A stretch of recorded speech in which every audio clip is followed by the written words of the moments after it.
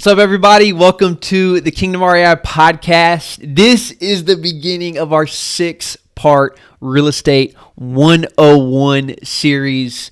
So excited to get into this. If you haven't listened to my episode from last week, please go do that because it really is a foundation. It was my reactions to the Trump tax article by the New York Times. And the reason we're really doing this is, I just want to help this audience and really anyone that you'd be willing to share this with understand how do we create, build, multiply our money, our capital. How is a guy like Donald Trump, who makes millions of dollars per year, pay no federal income taxes? How can he show a loss against that income so that he pays no money? Well, a huge part of that is because he is a real estate mogul and is using real estate to shelter that income, to protect that income from taxes. And so I'm sure, regardless of where you stand on your political agenda or stance, you have something in common with Donald Trump, is that you don't like paying more taxes than you need to. And so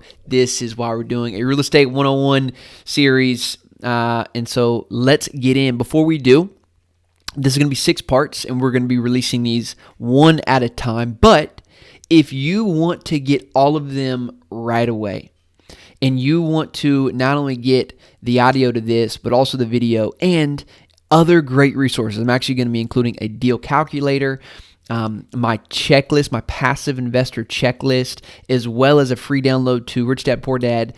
We're going to create a landing page, and all this is going to be for free that you can go access right away. The link will be in the show notes, and we will have a landing page that you can go and get access to this whole 6-week course immediately, as well as incredible bonuses like our actual deal analyzer that we use for our projects, my actual passive investor checklist that I use when investing in deals, as well as a free book, Rich Dad Poor Dad, if you've never read that. And so go in the show notes. The link will be in there. The reason I don't know I'm not telling you the link is because I actually don't know what that link is right now, but it will be in the show notes for you to take advantage of. So go and grab that today if you want to get ahead.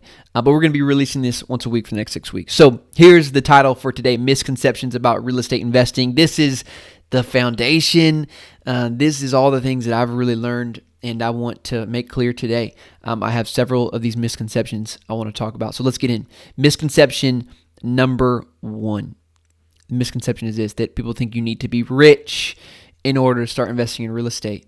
And that is simply not true. I was a missionary. I was a pastor when we purchased our first duplex.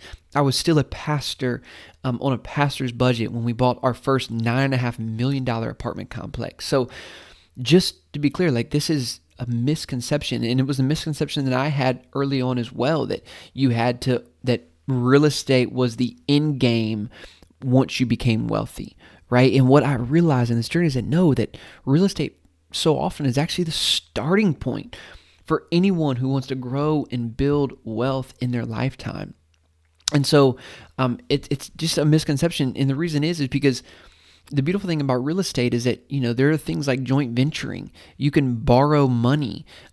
There are hard money lenders, meaning people will charge you interest in order to borrow money based on the performance of the asset. And and here's the thing, the reason why this is accessible to so many is because hard money lenders are not really looking at the track record of the investor. They're looking at the track record of the asset, or how valuable the asset is. Why? Because if you go upside down on this piece of property, then they just take the property. They own it. And so, no, you don't need to be rich. The way we did our first deal, we actually convinced a family investor to put up the down payment that we needed for the property. So they were a partner. They owned a percentage of the equity in the deal, so that when we refinanced and when we get ready to sell this property, they're going to own, or they're going to get the proceeds of that as well. And so, no, you don't need to be rich to own real estate. It's a huge wealth accelerator for those who are just getting started. And so that's misconception number 1. Misconception number 2, you need to become a landlord to own real estate. Listen, so many people don't get into real estate investing because they're like, listen, I don't want to deal with trash toilets tenants. And we've done that, and I know like that is a time suck, and so many people, they want to own real estate. They see the benefits of owning real estate, but like, I just don't have the time to own real estate. And here's the reality. Today, you don't need to become a landlord to own real estate. And it's why I love the vehicle of syndication, that you can become an active investor like I am and become a real estate professional and put your own deals together, or you can invest passively into real estate. The Jobs Act of 2012 actually has allowed the vehicle of what we call syndication to really explode. And so, it's what we do. We raise money from private investors and we go place that money in large apartment deals. And as a passive investor, you own a share of that real estate. So you actually own the real estate, but you're not the landlord. You're not dealing with it with any of the activity that goes on there. And so, if you're a busy entrepreneur or high income earner and you're doing well in your job, we're going to talk about this in another week, but again, you don't need to be a landlord in order to own real estate. You can still own it passively. And that's not just syndication. There's websites online where you can invest as little as $500, to get into a real estate deal. There are websites online where, you can be the hard money lender, right? And you can lend that money to people who are doing fix and flips, or real estate projects. And so you can actually just become the lender. And so instead of the landlord, you become the lender, and you can just stay focused on what you're doing. So you don't need to become a landlord to start investing in real estate. Misconception number 3, and this one is maybe for those who are in real estate or doing deals right now. I just hear this a lot. If you find the deal, the money will come. It's not true. Listen, a huge part of this business is being good at finding deals. It's massive. It's like treasure hunting, and we're buying great assets. And so a huge part of this is finding the deal. But I learned early on that, listen, if you don't have a network, if you don't have a buyer's list, if you don't have an investor list, and you don't have, a track record, or at least, you haven't built trust with people, then the money won't always come. So if you want to get into this and you want to be on the active side, like, start building that network today. Don't wait until you have the deal to start building that network. Start telling people right away what you want to be doing, and start learning this business, and meeting people who are doing really well and are finding success in this business. Misconception number 4, real estate always goes up in value. Listen, real estate's a great asset. Over the long term, that is somewhat true. I mean, real estate does appreciate over time, but you also have to understand cycles. And it's why, I steer away from residential real estate, for example, because San Diego is a cyclical market, meaning it goes up and it comes down, and it's done that for decades. It's a cyclical market. And so not understanding real estate cycles can really hurt you in the short term. Now, if you buy at the top and the market crashes and you're okay to hold on to that for 30 years, then you're probably going to be okay. But you've missed out on a ton of returns if you buy at the top and the market crashes. So real estate does, over time, long time, go up, but it really pays to understand real estate cycles. Another misconception, let's see, real estate investing is easy. It's just not true. It's a misconception if you want to be on the active side of things. I see a lot of people wanting to become a multifamily investor, and they're taking these real estate courses. I just don't always recommend people to become a real estate entrepreneur. Again, this shows I want people to get into real estate, but I also don't always think becoming a real estate entrepreneur is the best path for folks, because it takes a while, to create equity, to see this thing start cash flowing. So you're like, hey, I see, I took this course, I'm ready to become an entrepreneur in real estate or real estate investing, I'm going to quit my job, and don't realize it might take you 24 months to refinance that property and make money back, or for that thing to start cash flowing, especially if you have investors. So real estate investing is not always easy. It's why I really recommend the passive route for so many people. But here's the thing. For those who are really willing to put the work in, you're okay with getting your hands dirty and you're patient, real estate is a great vehicle. It is I call it like the last frontier it's the last frontier for so many people who it's a business that can be understood, that can be built, and so many people get into it for that reason. But it isn't easy. And then lastly, misconception number, I think I'm at 6 right now, is start small.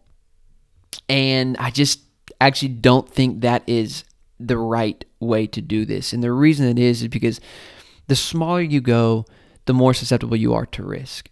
Risk of economics, right? Risk of financing, risk of people leaving, and you only have so many revenue streams when you start small. So when people get into real estate, well, like, hey, I can afford a $100,000 home or a $250,000 home, and this fix and flip. And again, like, your risks are greater when you're the only one in the deal, right? Your risks are greater when you only have one resident or one tenant in that. Why? Because if they leave, then you're vacant, right? You have no income stream to support your mortgage. And so I just want to challenge that idea that I actually don't think it's easier or less risky to start small, 1 unit, 2 units. I think it actually might behoove you to take some more time to understand this business and understand how you might go use other people's money and partner with maybe someone with more experience to go buy a 32 unit or a 64 unit, or in my case, 144 unit was our second deal. We did the duplex route right away. And yes, it was great, but it's a lot of work. And yeah, we took some major risk in that. Where when we bought this 144 unit deal, we had 50 other investors. We have 144 revenue streams from the income from our residents. We were able to partner with professional world-class management. And so the misconception of start small, I think, gets a lot of people in trouble. And again, like, if you're not at this full time, it can be a huge time suck and maybe a huge capital suck until you're able to get out of it. So that's the misconceptions about real estate. 1, you need to be rich. It's not true. You can get started. 2, you need to become a landlord. It's not the case anymore. There's so many ways to access real estate and not become an active investor or active landlord. 3rd misconception, if you find the deal, the money will come. No, start building your network now if you want to get into this business. Real estate investing is easy. Think again, folks. Real estate will always go up in value. Misconception number 5, true but not true. Know your market. Know the cycles of that market. And then misconception number 6 is you have to start small. It's not the case. Take the time. Understand different ways to use other people's money. Use leverage. And instead of taking a risk on maybe that house down the street, why not go buy that apartment complex down the road?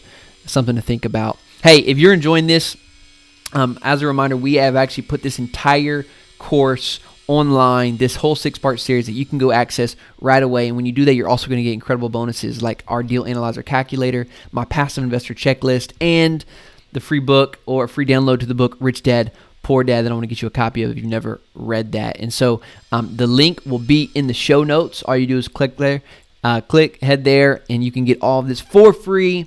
As a listener, I want to continue to provide you a great education. So head there now. The link will be in the show notes. Next week will be how much money do I need to get started? So many people ask me, Ellis, I got $50K. What should I do? Should I invest? Should I wait? I think you'll be surprised by my answer next week. So if you haven't hit subscribe to the podcast yet, make sure you do that. And then go to the link in the show notes and go grab those downloads, and you can, if you're interested to know the answer to that question, you can go and watch that right away. Thanks for your time. We'll see you next week. Cheers.